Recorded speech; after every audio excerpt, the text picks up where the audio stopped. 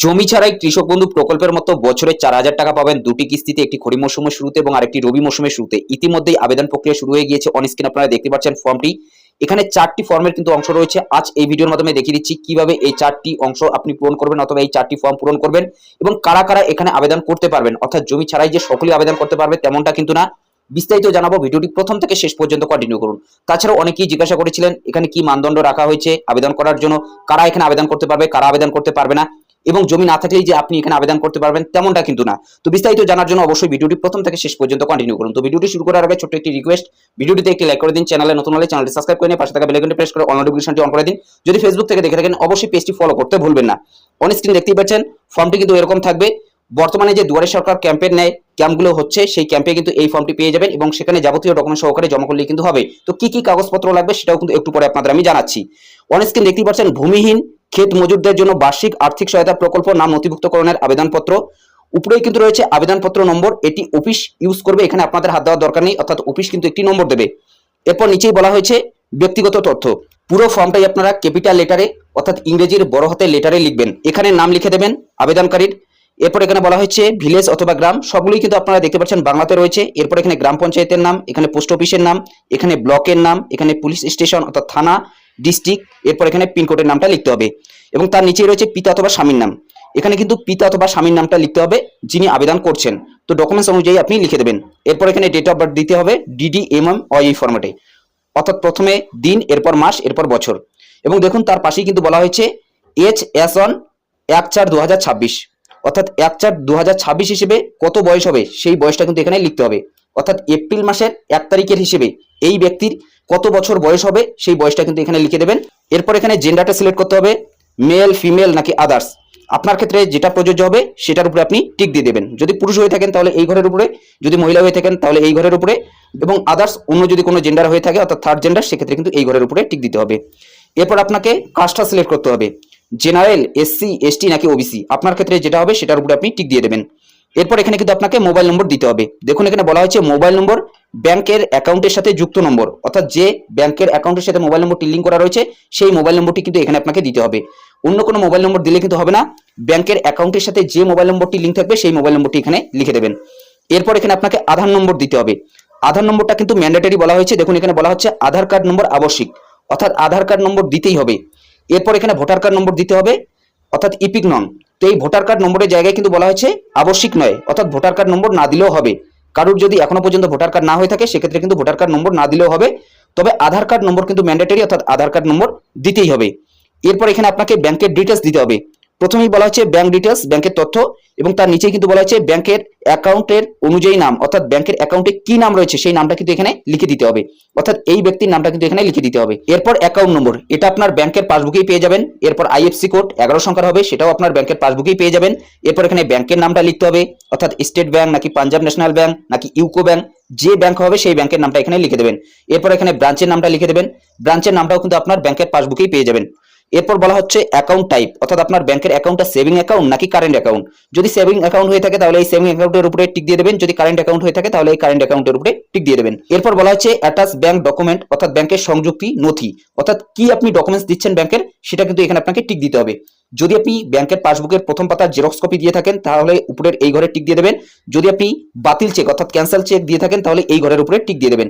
আপনি যেটা জমা করছেন অফিসে অথবা আপনি যেটা জমা করছেন দুয়ারে সরকার ক্যাম্পের ন্যায় যে ক্যাম্পগুলো হচ্ছে সেখানেই আপনাকে টিকটা দিতে হবে। এরপর নমিনি ডিটেলস দিতে হবে, অর্থাৎ মনোনীত ব্যক্তির নাম, অর্থাৎ নমিনি কিন্তু একজন রাখতে হবে।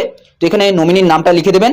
এরপর বলা হচ্ছে রিলেশন উইথ অ্যাপ্লিক্যান্ট, অর্থাৎ আবেদনকারীর সাথে সম্পর্ক, নমিনির সাথে আপনার কি সম্পর্ক রয়েছে সেই সম্পর্কটা এখানে আপনি লিখে দেবেন, অর্থাৎ আপনার সন নাকি ডটার, যদি অন্য কোনো সম্পর্ক হয়ে থাকে তাহলে সেই সম্পর্কটা কিন্তু এখানে লিখে দেবেন। এরপর এখানে নমিনির পিতা অথবা স্বামীর নামটা লিখতে হবে। এরপর এখানে ডেট অফ বার্থ লিখে দেবেন, এটা নমিনির DDMM ফরম্যাটে। এরপর এখানে বয়সটা লিখে দিতে হবে নমিনির 1/4/2026 হিসেবে কত বছর বয়স হবে সেই বয়সটা এখানে লিখে দেবেন। এবং এখানে বলা হয়েছে যদি নমিনির বয়স 18 বছরের নিচে হয় সেক্ষেত্রে এখানে কিন্তু নমিনির একজন গার্জিয়ানের নাম লাগবে অথবা অভিভাবকের নাম লাগবে, অর্থাৎ নমিনির বাবা অথবা মায়ের নাম, যিনি গার্জিয়ান থাকবেন ওনার কিন্তু এখানে নাম লিখতে হবে। যদি 18 বছরের ঊর্ধ্বে হয় তাহলে কিন্তু এই ঘরটি ফাঁকা থাকবে, অর্থাৎ এই ঘরে কোনো কিছু লেখার প্রয়োজন নেই। এরপর দেখুন এখানে কিন্তু আপনি ডিক্লারেশন দিচ্ছেন, আমি এত দ্বারা অঙ্গীকার করছি যে আমি অন্য কোনো জায়গায় ভূমিহীন ক্ষেত মজুরদের আর্থিক সহায়তা প্রকল্পে নথিভুক্তকরণের জন্য আবেদন করিনি। উপরোক্ত সমস্ত বিবরণ ও তথ্য আমার জ্ঞান ও বিশ্বাস মতে সত্য। অর্থাৎ আপনি সমস্ত কিছুই ঠিক তথ্য দিচ্ছেন, সেটা কিন্তু আপনি ডিক্লারেশন দিচ্ছেন। এরপর এখানে অ্যাপ্লিকেন্টের সিগনেচার দিতে হবে, অর্থাৎ আবেদনকারী স্বাক্ষর অথবা টিপছাপ। যদি আবেদনকারী সই করতে না পারে তাহলে টিপছাপ দিতে পারে। এরপর নিচেই কিন্তু অ্যাকনোলেজমেন্ট রয়েছে, স্লিপ অথবা প্রাপ্তি স্বীকার। এই যে অ্যাকনোলেজমেন্ট রিসিপ্ট, এই কপিটি কিন্তু আপনাকে ছিঁড়ে দেওয়া হবে। এখানে অ্যাপ্লিকেন্টের নাম থাকবে, অর্থাৎ আবেদনকারীর নাম। এই অংশটি আপনিও পূরণ করে দিতে পারেন, অথবা যিনি অফিসার থাকবে উনি কিন্তু পূরণ করে দেবে। এখানে স্বীকৃত আইডি নম্বর, অর্থাৎ আপনাকে কিন্তু একটি আইডি নম্বর দেওয়া হবে, যে আইডি নম্বরের মাধ্যমে পরবর্তীতে আপনি স্ট্যাটাস চেক করতে পারবেন।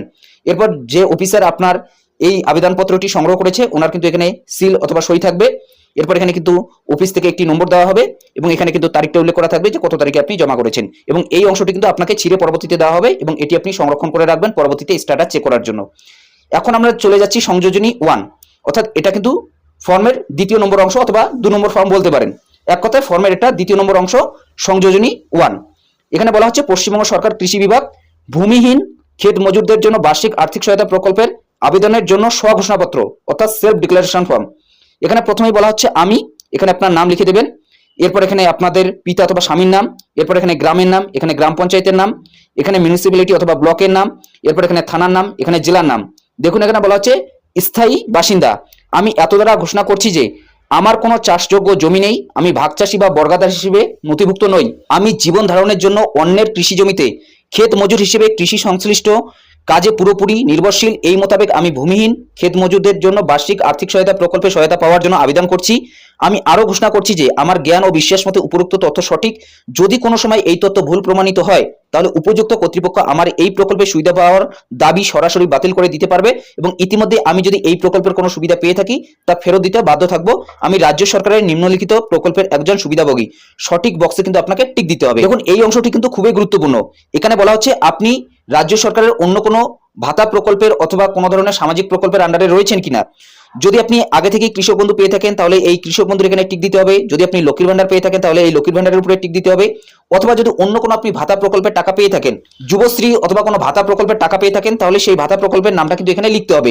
এবং যদি আপনি কোনো ধরনের ভাতা প্রকল্প না পেয়ে থাকেন তাহলে কোনো ঘরেই কিন্তু আপনাকে টিক দেওয়ার প্রয়োজন পড়বে না, অর্থাৎ এই অংশটি কিন্তু ফাঁকা থাকবে। এবং এখানে গুরুত্বপূর্ণ তথ্যটি জানিয়ে দিচ্ছি, যদি আপনি কোনো একটি ঘরে এখানে টিক দিয়ে দেন অথবা কোনো প্রকল্পে যদি আগে থেকে আপনি সুবিধা পেয়ে থাকেন তাহলে কিন্তু এই প্রকল্পের সুবিধা পাবেন না। এক কথায় এখানে যদি কোনো ঘরে আপনি টিক দিয়ে দেন অথবা কোনো যদি আপনি প্রকল্পের নাম এখানে লিখে দেন যে আপনি এই প্রকল্পের টাকা পাচ্ছেন, তাহলে কিন্তু এই প্রকল্প থেকে আপনি বঞ্চিত হবেন।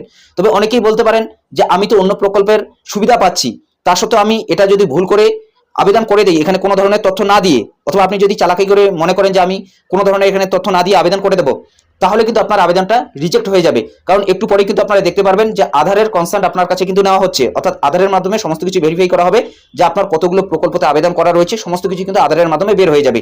সেই কারণে এখানে কিন্তু আপনি সঠিক তথ্যটা দেবেন। যদি আপনি আগে থেকে কোনো ধরনের প্রকল্পের টাকা পেয়ে থাকেন তাহলে কিন্তু এখানে আপনি টিক দিয়ে দেবেন এবং সেই প্রকল্পের নামটা কিন্তু লিখে দেবেন। এবং যদি এখানে কোনো প্রকল্পের আপনি নাম লিখে দেন তাহলে কিন্তু আপনি এই প্রকল্পের সুবিধা পাবেন না। এক কথায় এই প্রকল্পের সুবিধা পেতে গেলে কিন্তু আপনাদের আগে থেকে অন্য কোনো প্রকল্পের সুবিধা পাওয়া চলবে না, যেমন কৃষক বন্ধু, লক্ষ্মীর ভান্ডার অথবা যুবশ্রী অথবা অন্য কোনো যদি ভাতা প্রকল্পের আপনি টাকা পেয়ে থাকেন অথবা সামাজিক অন্য কোনো প্রকল্পে যদি আপনি টাকা পেয়ে থাকেন সেক্ষেত্রে কিন্তু আপনি এই প্রকল্পের সুবিধা নিতে পারবেন না। এরপর বলা হয়েছে স্থান, অর্থাৎ এখানে স্থানের নামটা লিখে দেবেন, এখানে তারিখ, আবেদনকারীর স্বাক্ষর এখানে থাকবে অথবা টিপছাপ থাকবে, এবং এটা হলো ইনেক্সা 1। তো এই যে সংযোজনী 1 এটা কিন্তু বাংলাতে রয়েছে এবং তার নিচেই কিন্তু ইংলিশে রয়েছে।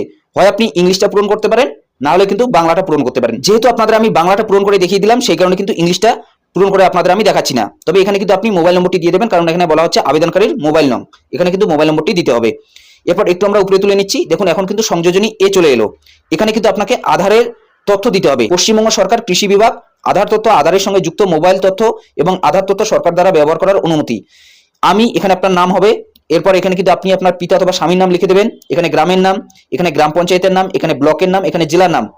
বাসিন্দা এত দ্বারা স্বেচ্ছায় ঘোষণা করছি যে আমার আধারের তথ্য ভূমিহীন ক্ষেত মজুরের জন্য বার্ষিক আর্থিক সহায়তা প্রকল্পে আধার আইন 2016 এবং পরবর্তী সংশ্লিষ্ট নিয়মকানুন অনুযায়ী আমার পরিচয়ের সত্যতা যাচাই করার জন্য ব্যবহার করতে দিতে আমার কোনো রকম আপত্তি নেই। অর্থাৎ এক কথা এখানে কিন্তু আপনি ঘোষণা দিচ্ছেন যে আপনার আধার কার্ডটি যাতে ব্যবহার করতে পারে সরকার, এই প্রকল্পের সুবিধা আপনার যেহেতু দেওয়া হবে সেই ক্ষেত্রে অন্য কোনো প্রকল্পের আপনি সুবিধা পাচ্ছেন কিনা সেগুলো যাচাই করার জন্য, অথবা সরকারের যেগুলো যাচাই করার প্রয়োজন পড়বে সেক্ষেত্রে আপনি আপনার আধার নম্বরটি কিন্তু সরকারকে অনুমতি দিচ্ছেন যাতে ব্যবহার করতে পারে। এরপর এখানে কিন্তু আপনার আধার নম্বরটা লিখতে হবে, এখানে আধারের সঙ্গে যুক্ত মোবাইল নম্বর লিখতে হবে, এরপর এখানে ভোটার কার্ড নম্বর লিখে দেবেন। যাদের ভোটার কার্ড হয়নি তারা কিন্তু ভোটার কার্ড নম্বর দেবেন না। এবং দেখুন এখানে বলা হচ্ছে নিজ স্বাক্ষরিত ভোটার কার্ড ও আধার কার্ডের কপি, অর্থাৎ আপনার যে ভোটার কার্ড অথবা আধার কার্ডের জেরক্স কপিটা আপনি জমা করবেন সেখানে কিন্তু নিচেই আপনি সিগনেচার করে দেবেন, অর্থাৎ নিচে সই আপনার দিতে হবে। এখানে কিন্তু স্থানের নাম দিতে হবে, এখানে তারিখটা লিখে দেবেন, এখানে আবেদনকারীর স্বাক্ষর অথবা টিপছাপ দিতে হবে। এবং উপরের এই যে সংযোজনী এ বাংলাতে আপনি দেখতে পেলেন সেটাই কিন্তু ইংলিশে নিচে রয়েছে এনেক্সা এ। হয় আপনি বাংলাটা পূরণ করুন না হলে ইংলিশটা পূরণ করুন, যে কোনো একটি পূরণ করলে কিন্তু হবে। আবার আপনাদের জানিয়ে দিচ্ছি এই যে সংযোজনী 1 এটাতেও কিন্তু দুটি অংশ রয়েছে, একটা বাংলাতে রয়েছে একটি ইংলিশে রয়েছে।